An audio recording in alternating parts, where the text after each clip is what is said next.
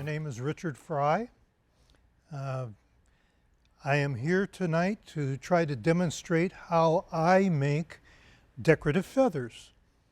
This is just my way. It's not the only way, but I brought along my latest carving, which is a peregrine falcon, and unfortunately, I have never seen one in the wild.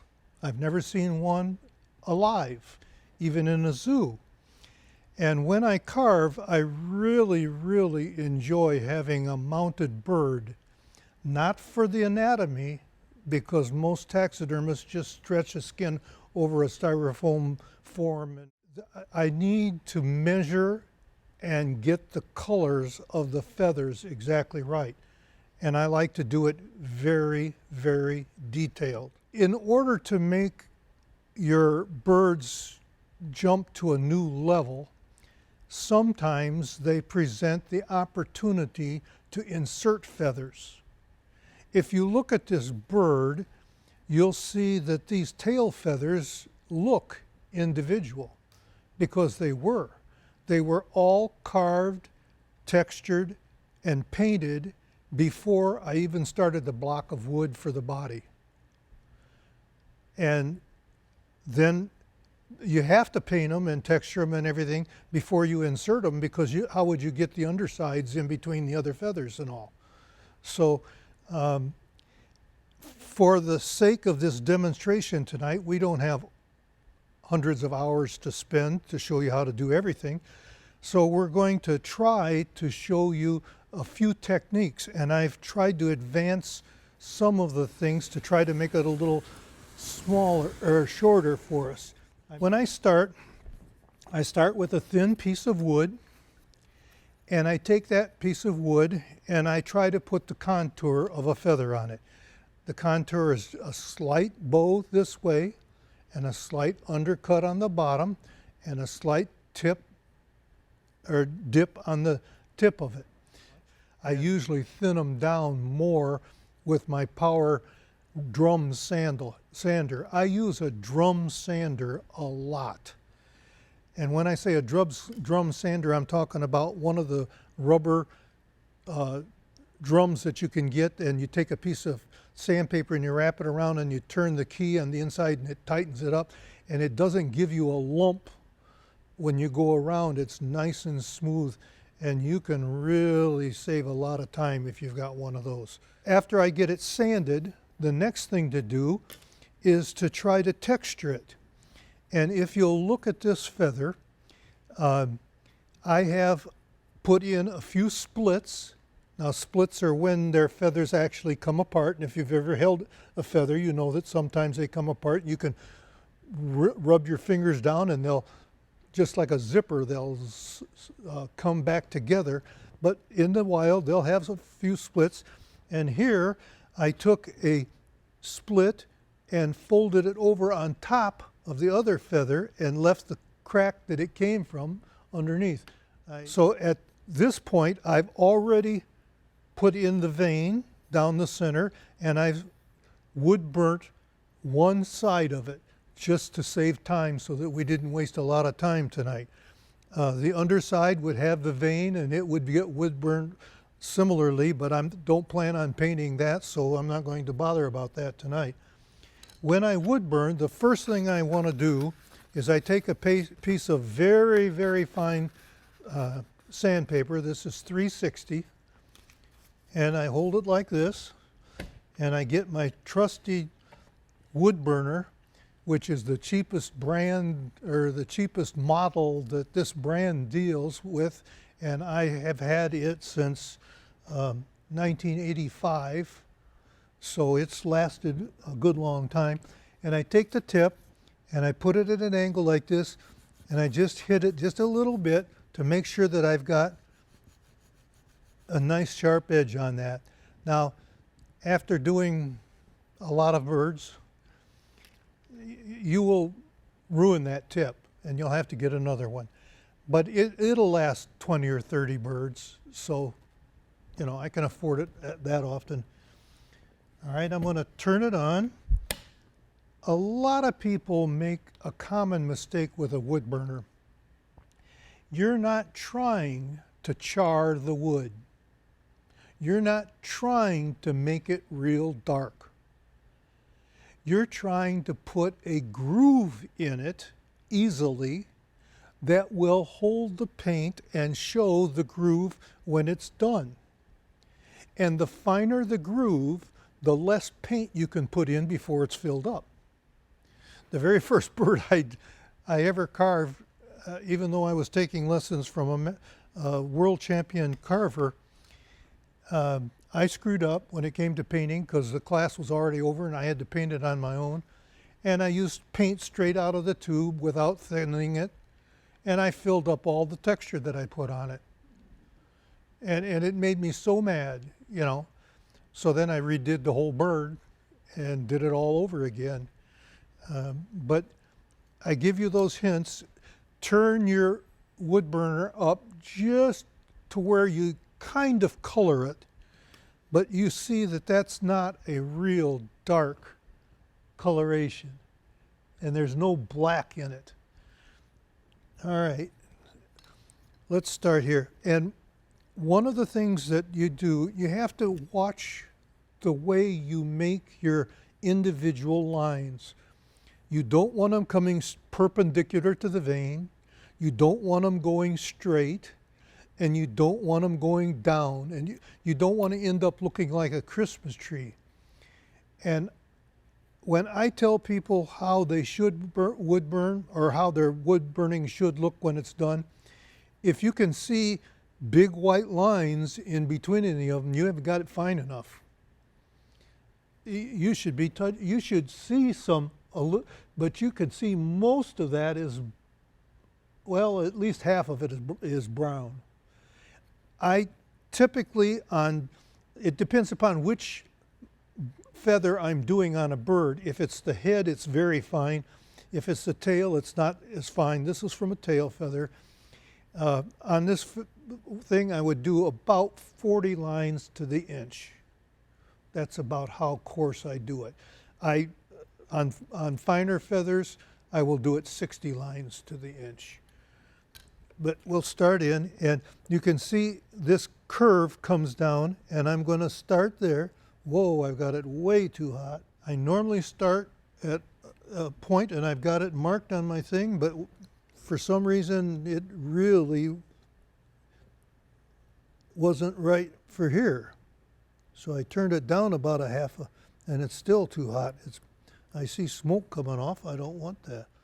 Any of you that have questions and wish to ask, don't hesitate to ask them now, because while I'm doing this, it's a lot of idle time that I can't do anything but answer your questions.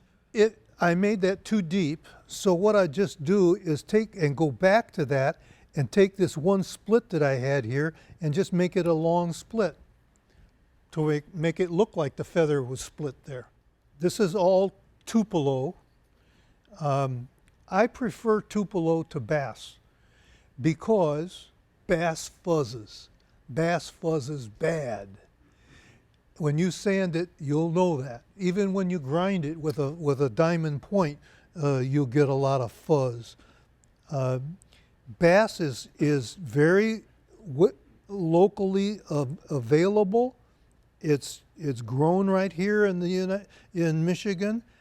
Where Tupelo, you have to go down to the saltwater swamps and find the same area that grows the cypress trees, and then the wood that they harvest for us carvers is the stump that grows in the salt water and below the high tide mark. But I figure if I'm going to put 300 or 400 hours in making a bird, what difference does it make if I buy a blank for $20 or I pay $50 for it, or $60? I'm going to just wood burn this just far enough past this overhanging split that I've textured in here, which I wanted to show you what it would look like when I get it done. Break it up. I never would burn more than 2 hours at a time. Pat Godden is every bit as good a carver as Jet, but Pat Godden overpaints and It's kind of like a beautiful woman who puts on too much makeup. You know, it can spoil it a little. It looks great if you stand back 50 feet. But if you get up, you know, within reasonable distance of them, you wonder what clown they were trying to emulate.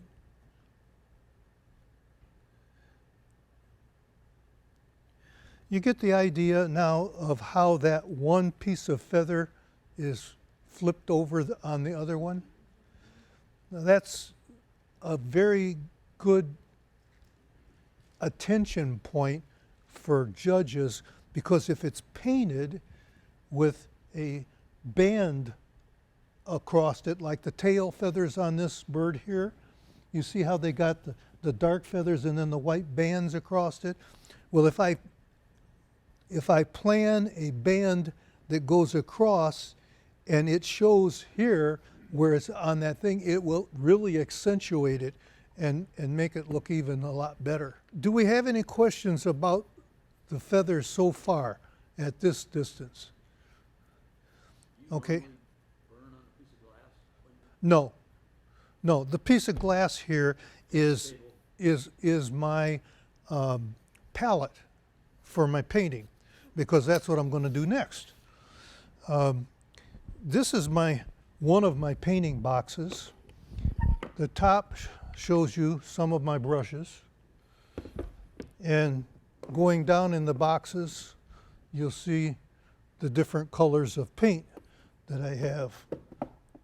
Do I normally use this? No, I got a bunch of old that I normally use, but I take this a lot of times when I go to different demonstrations and stuff.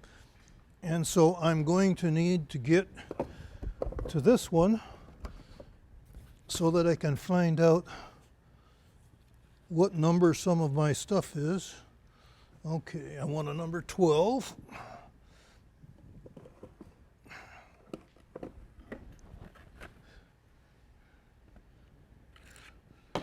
We're just going to try those three for tonight. I rarely ever use a paint directly from the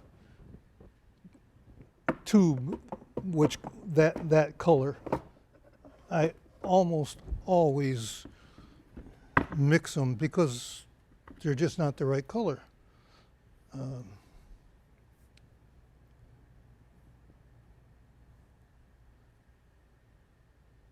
Yeah, this will work.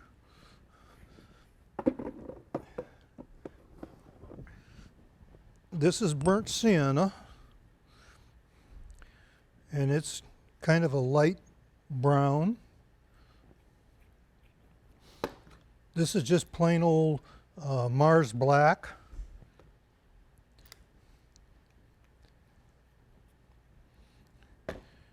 And I'm going to get a little bit of ultramarine blue.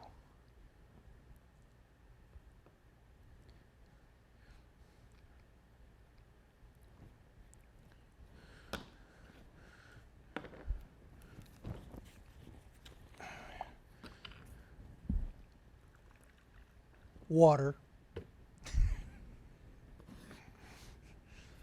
And I want about a number 3 flat brush.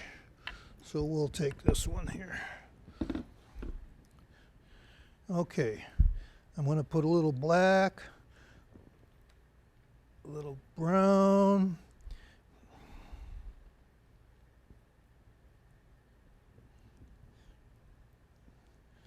I'm moving my head sideways because I'm getting a little glare off the lights above that make it a little hard to see the color as well as a little blue in there.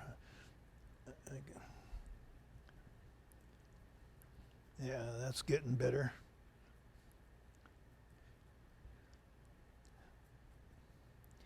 If I have a mount, I like to mix and mix and mix until I can get the color that's on the mount.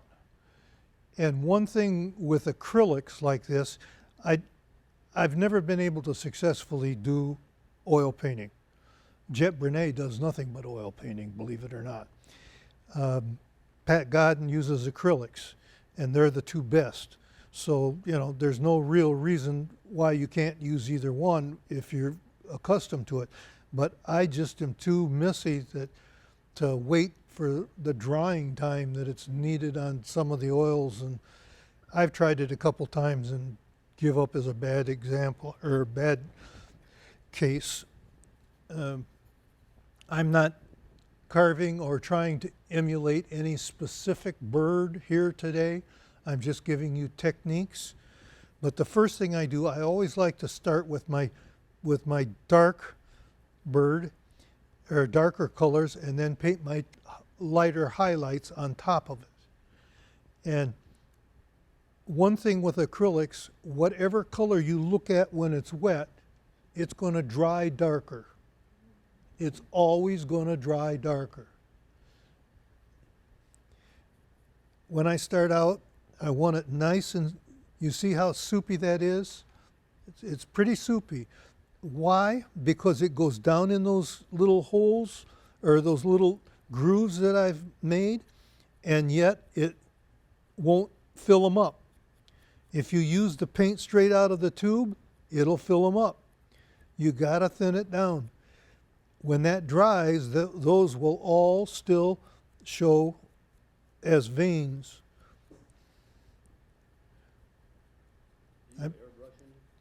No, I've tried that, and it just don't work for me. First of all, the details, I know that a lot of people do it, and I know that, boy, when they do it, they're good at it. But if I want that same type of effect, I dry brush. And it works better for me. That's why I say, when I talk about I'm talking about this is the way I do it. But you may do it differently and it come with better results or the same results, Everybody has a different technique, and I respect that. If you don't have a technique, I'll try to teach you mine because it works for me. And if it doesn't work for you, then you're going to have to find a different technique. Okay? You see, I've got a pretty dark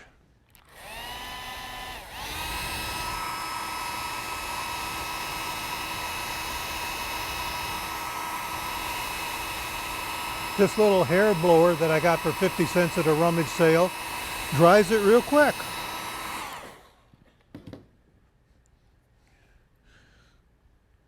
Some people call me tight. I just call myself frugal.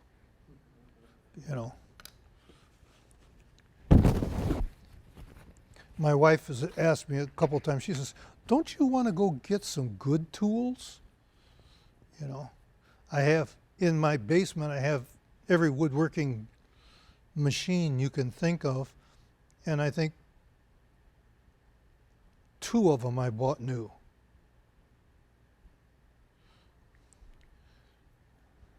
Okay. Now I'm going to make it a little darker,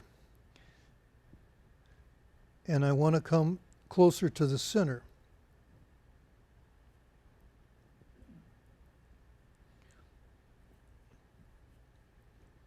But I want to paint it with that dry brush, and I'll just take it and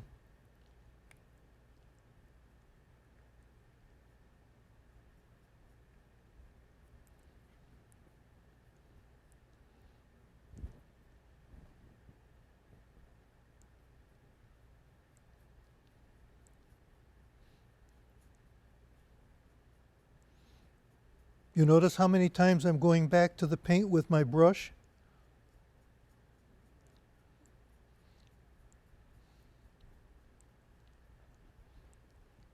When I'm starting to put the second and third coats on, I use very little paint. I don't want to fill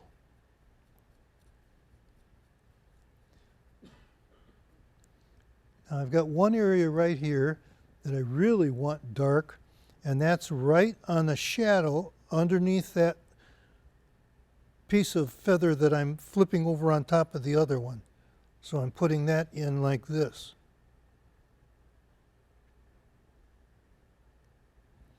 Okay.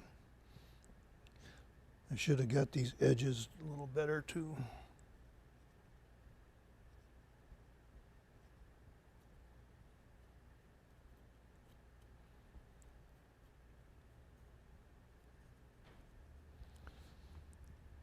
Now nearly all of your feathers have got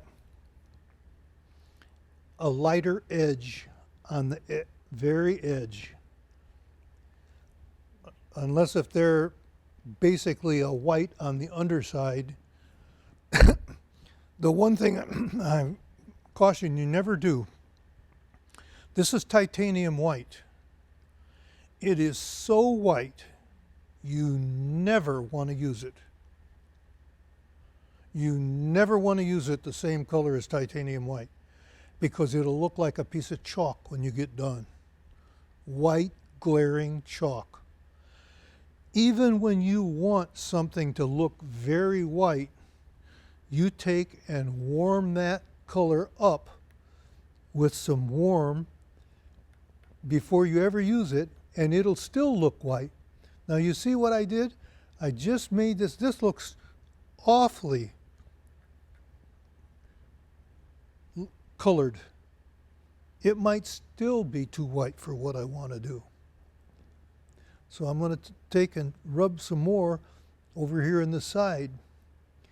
There we go. Now I'm going to dry my brush off again, get most of the paint off of it, and I'm going to go through and just fleck the edges of it like this. Don't ever take your feather or take your brush and run down like this and make a straight line. It really shows bad. If you want a straight line, you hit it with the brushes like this and let it be a little bit jagged on the end edge because that's the way they are and that's the way they look best.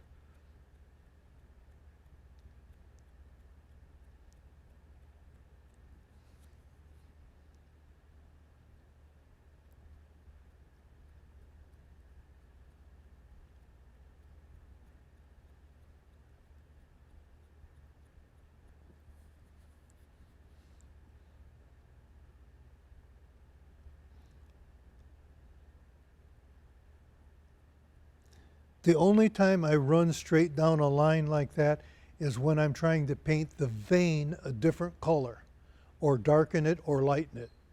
I'll go down the vein because that's a very little, and you can't side stroke it like this.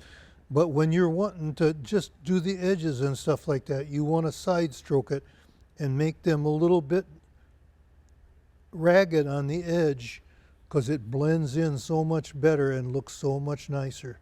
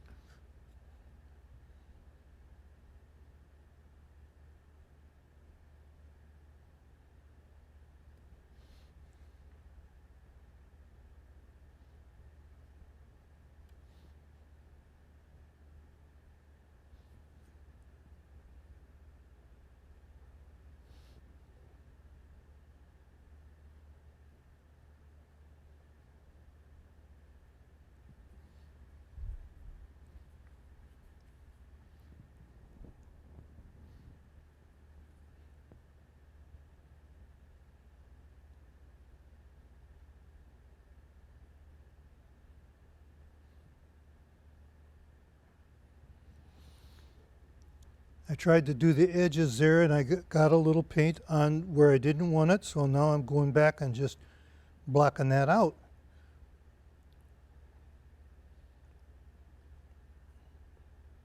cleaning it up, making it look a little more. Can you see? I don't know if you can see it or not. Can you see the highlights on that? Okay. Now if we wanted to put bars across here, like kind of like the tail so there, we go back up here in this one like this, and we'd say like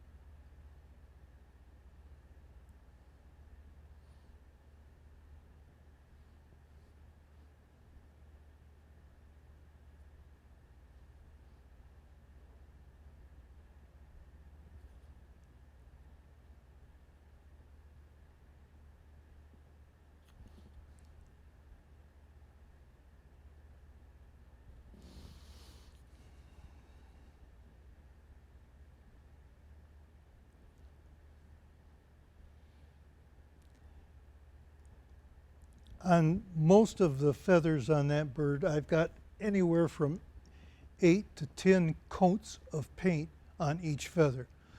I'm only showing you 3 or 4.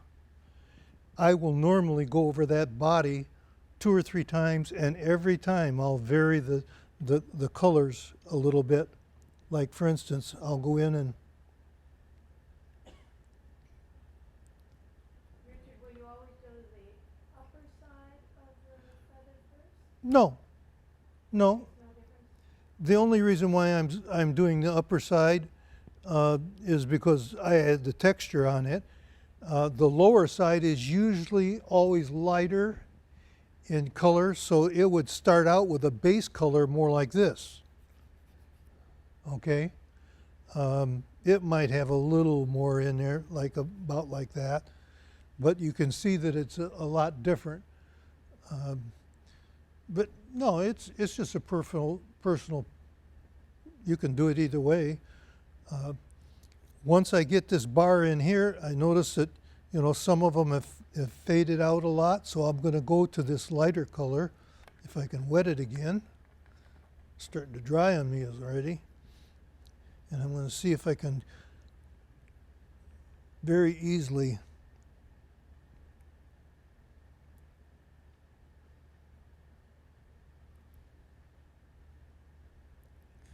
I'm going to pass this feather around so you can all look at it and see how, even though after it's painted, you can see that the lines, the wood burnt lines, are not filled in. That's certainly something you want to avoid.